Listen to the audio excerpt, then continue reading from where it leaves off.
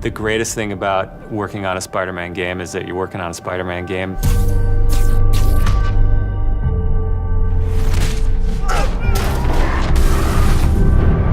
The hardest thing is that it's a Spider-Man game. We really care about storytelling here at Insomniac. And I think that's how we go into every day we come here. There's this push to really get it right. One of the most compelling things about Spider-Man is just when Peter Parker and Spider-Man's worlds collide. And we've tried really hard to weave the two stories together to create a story that is not necessarily just a superhero story, but a human story as well. So this Spider-Man is a little different. He's older, he's 23, so he's been Spider-Man for 8 years, and kind of like an athlete in the prime of his career, he's starting to get good at the Spider-Man thing. The nice thing about playing an experienced Spider-Man is that he's already familiar with his powers, right? He's not just discovering them. We always think of Spider-Man as, we call him, the acrobatic improviser.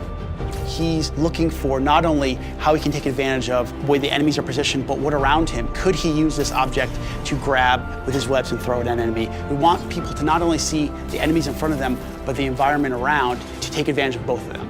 He also knows that the criminals out in the city know how he works as well, so he's got to mix it up. So even though he is more experienced, the challenges are going to be bigger than he's ever faced before.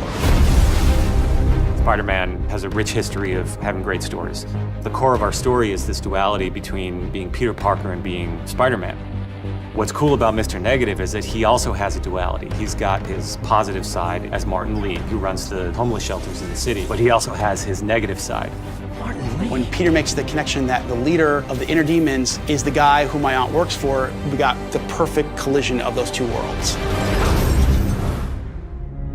So many people have their own vision of what Spider-Man should look like, what he should sound like, and in the end, we just have to put a new and fresh twist on who he is. And for us, it's really, really important to deliver those big spectacle moments, those near impossible scenarios that only someone like Spider-Man can survive, and put you in that action. You got this, you got this, you got this!